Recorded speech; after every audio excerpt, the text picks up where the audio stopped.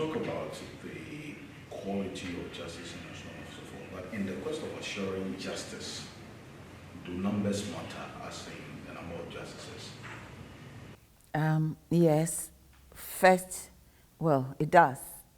Yes, because there's a minimum that's been set by the Constitution, and you cannot fall below that minimum. In an Article 128, let me read it to you. The Supreme Court shall consist of the Chief Justice and not less than 9 other justices. So the Supreme Court is a Supreme Court of a minimum of 10 justices of the Supreme Court, plus the 9. Yes. Is there a cap for the maximum number of justices? No. So that's where the number becomes debatable. But as to whether number matters, yes, 10, that matters. That number matters because the Constitution says so. If you fall below that, you don't have a Supreme Court. Yes. So, but as to whether as to what should be the optimal number, it's a number of factors. It's not, as these, there's a certain modern Ghanaian tree expression, it's not as simple as that. Because what is the load? What's the demand? What's the workload? What's the, and in coming up with the workload, what's the backlog? Is there any backlog? What's the frequency with which people are now? I cannot tell. In my time, because times change. People are litigious at certain times, and other times they are not.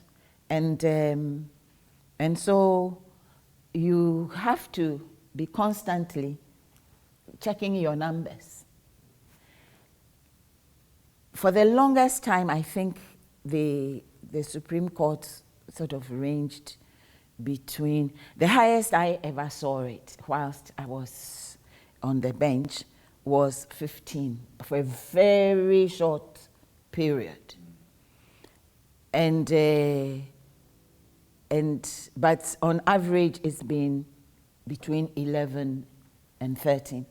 Always an odd number helps because the Chief Justice is not always available to sit because the Chief Justice is also doing administrative work. Yes. So you need to know what is your optimal number for efficiently disposing of the cases that are ripe for hearing. That is also an expression that because for a judge, there's a certain period where you have nothing to say, you have nothing to do with what is going on, and then it lands on, it's ripe for hearing. In other words, everything has been done, and it can now be listed and distributed, and it's being heard. And normally, really, I don't know about now, but on average, during my time,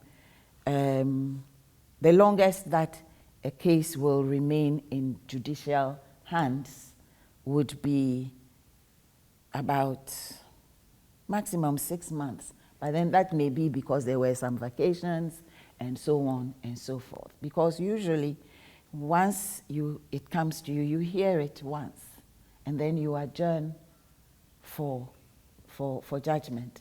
But sometimes there might be some other things that you want them to come back and address you on before you finish. But 6 months, that's fine. But some cases would languish in the registry because lawyers have not been filing what they are supposed to file, and or somebody dies and they have to be substituted, and so on and so forth. But when the case is in the hands of the judge, and sometimes because of numbers, we're talking about numbers, because minimum number to sit on a case in the Supreme Court is 5, except for certain rare situations, and normally some kind of simple applications that one judge can sit on, yes. But to hear an appeal, for example, minimum of 5. To hear a constitutional case, the practice has been minimum of 7.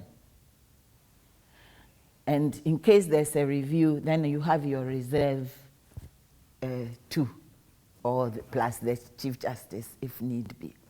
Yes. And the number of, or the adequacy of justices impact on efficiency? Oh, I think so. Because you don't really, every overworked machine gets tired. Yeah. So it can sometimes even delay. And sometimes I remember as Chief Justice, when I would be empaneling, I tried to have a certain rotation so that the same judge does not, let's say, for 2-3 weeks running, have a hearing. Because every hearing you have, most likely, you're also going to be writing a judgment or a ruling. And rulings and judgments, to me, they're about the same. Yes. And it requires the same attention. So you need to give them sufficient time to read the files you're sending to them, and to mull over the extra things they heard at the hearing, and then prepare for the writing of the judgment. And sometimes when you have a very complicated case, you don't even, you're trying to sleep. You've decided, okay, I've read it. I think I've understood it. Now I'm off to bed. And then you think you're dripping of then some idea. You grab your pen, you write a note in case you forget by the morning. And so the case is with you till, it's like pregnancy. The case is with you till you deliver, till it is delivered, yes. And if it's going to be a unanimous judgment, and it's been decided that, okay, so then you, so and so, you write, that is there's another burden, because you're going to draft it, you're going to circulate it. This one is coming in with, check this part. I don't agree with this argumentation. And sometimes it can be decided, okay, if you don't agree with it, you can write your additional opinion. But it's the same conclusion, but additional opinion, as we've already said, as to all the permutations. See, yeah. I asked earlier about whether there's a capping or there's a maximum number of justices that can be appointed to the Supreme Court. There's always a reference to the United States where 9 judges by legislation are appointed to the Supreme Court. Mm-hmm. Should the numbers be fixed, in your view, having served as Chief Justice?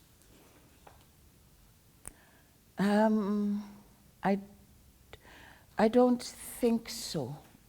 It's not necessarily, you see, because I would always come to the question, in what way will numbers assure quality justice? In what way will numbers ensure timely justice? In what way will numbers necessarily impact on efficiency, and so on and so forth?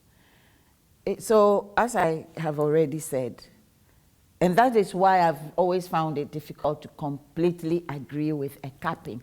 I've always felt that 15 is a perfect number. Why? Because 15 gives you straight away 3 possible panels so that you can be doing your normal cases. But that also will depend on the caseload in the registry, the demand. How many cases are otherwise ripe for hearing, but everybody is exhausted? Yes. And 15 would be perfect. 15 could also be that there can be 2 courts even sitting simultaneously to do cases. But 15 may not be what is required if most of the cases coming on are constitutional cases where you need 7 to sit on the case. Yes. So it's all a question of the demand. So, and please, the U.S., the U.S. Supreme Court sifts, they filter. And to a large extent, one can say the formula is arcane and known to them. But primarily it is if the matter raises a novel issue, or things have changed so much since an old precedent. And now the court should take a second look, like Roe and Wade. I never thought that Roe v. Wade would be thrown out, but they've done it, okay, because they felt that the times have changed, okay.